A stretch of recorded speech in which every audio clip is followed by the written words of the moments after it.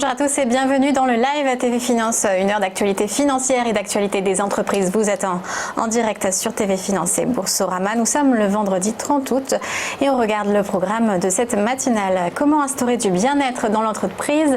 La start-up Saya offre des solutions aux salariés et nous recevons Thomas Lefebvre, son CEO. Puis Jean-Bernard Paya, expert en analyse technique, commentera l'évolution du CAC juste après l'ouverture du cours à 9h. La synthèse hebdomadaire d'Éric Galliègue, la synthèse des critiques et des temps forts de la semaine et de leur impact sur le portefeuille d'investissement. Et enfin, parole de dirigeant aujourd'hui, le coaching en entreprise avec la start-up Illycoach, fonds d'épargne sportive Laura et Lac.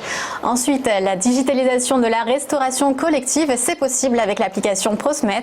Ces deux dirigeants nous expliqueront tout ça en détail. Et enfin, le directeur général du groupe H&N, le créateur de solutions numériques, interviendra sur des questions de pénurie de ressources humaines dans le domaine. Ce sera avec Antoine Hénache. Mais tout de suite, les informations économiques de ce début de matinée.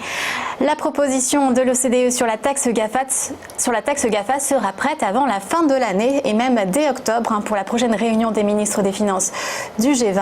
Il y a eu un accord au G7 de Biarritz sur la taxation du digital. Maintenant, nous voulons accélérer les travaux techniques, a expliqué le ministre de l'économie Bruno Le Maire. La France et les États-Unis président le groupe de travail de l'OCDE.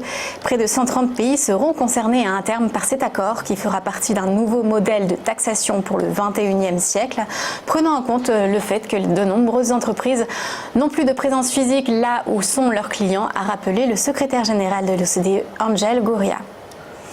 Les taux bas ne dissuadent pas les ménages ni les entreprises de mettre de l'argent de côté. C'est un nouveau record pour les dépôts à vue. Les liquidités sur les comptes courants ont atteint leur plus haut historique en juillet avec 1,106 milliards d'euros de dépôts, augmentant de 10% pendant 2 mois consécutifs. À noter que ce record a été atteint malgré des taux de rémunération réels négatifs. La rémunération réelle des dépôts à vue, en effet, est négative quand on retranche l'inflation.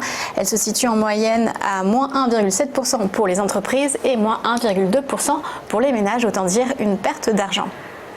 Et enfin, c'est un véritable coup de rabot sur les avantages fiscaux du mécénat d'entreprise. La défiscalisation des entreprises qui donne à des fins philanthropiques va être revue à la baisse pour les dons supérieurs à 2 millions d'euros, a annoncé le secrétaire d'État Gabriel Attal dans un entretien aux Échos.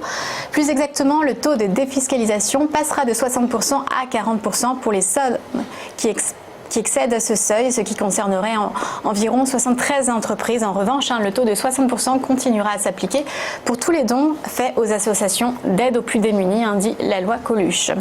Et du côté des marchés financiers, le CAC a fini dans le vert hier, plus 1,5%, porté par des résultats d'entreprises bien orientés, notamment de la part de Bouygues, de Pernod Ricard ou d'Eurofins.